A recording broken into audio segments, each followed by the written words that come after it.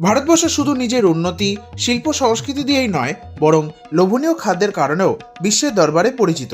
ভারতের উত্তরপ্রদেশের রাজধানী নবাবদের শহর লখনৌতেও আছে বহু সুপ্রসিদ্ধ খাদ্যসমূহ। লখনৌয়ের তেমনই একটি নবাবী সময়ের খাদ্য হলো গালাউটি কাবাব। এই কাবাবের ইতিহাস অতি আকর্ষণীয়। ঊনবিংশ শতকে লখনৌয়ের নবাব ওয়াজেদ আলী শাহ ছিলেন খাদ্যরসিক। তার সময় দরবারের রাঁধুনিরা রন্ধনশৈলী নিয়ে বিভিন্ন পরীক্ষা নিরীক্ষার পর বানিয়ে ফেলেন মাংসের এক অসাধারণ কাবাব, যা মুখে দিলেই গলে যায়। তাই এর নাম হয় গালাউটি কাবাব। বিশেষজ্ঞদের মতে কাবাব খাদ্যটি মূলত পারস্য বা ইরান ও তুরস্কে উৎপত্তি লাভ করে। গালাউটি কাবাব মূলত খাসির মাংস বা মটন দিয়েই তৈরি হয়। মাংসকে এমনভাবে কিমা করা হয় যেন তা সূক্ষ্ম মিহি হয়ে যায়।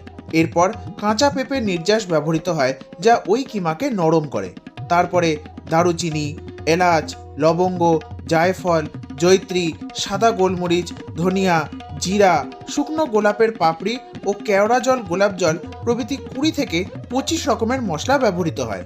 মাংসের সাথে সব মশলা মেশানোর পর হাতের মাধ্যমে তাকে চ্যাপ্টাকৃতি করে তাওয়ায় ধীরে ধীরে ঘি দিয়ে সেটি রান্না করা হয়, ফলে ভেতরটি অত্যন্ত নরম থাকে।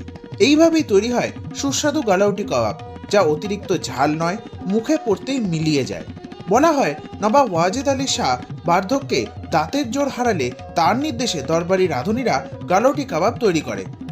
বিশ্বাস করা হয় প্রথম দিকে গালাউটি কাবাব তৈরিতে 160 রকমের মশলা ব্যবহৃত হতো, যদিও পরবর্তীকালে এই সংখ্যা নিয়ে বিতর্ক রয়েছে। পরবর্তীতে 1905 খ্রিস্টাব্দের পর হাজি মুরাদ আলী এই কাবাবকে লখনৌতে ব্যবসায়িকভাবে জনপ্রিয় করেন।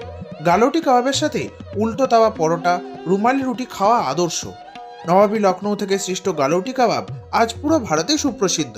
এই কাবাব ভারতের খাদ্য ঐতিহ্যের এক জীবন্ত ইতিহাস।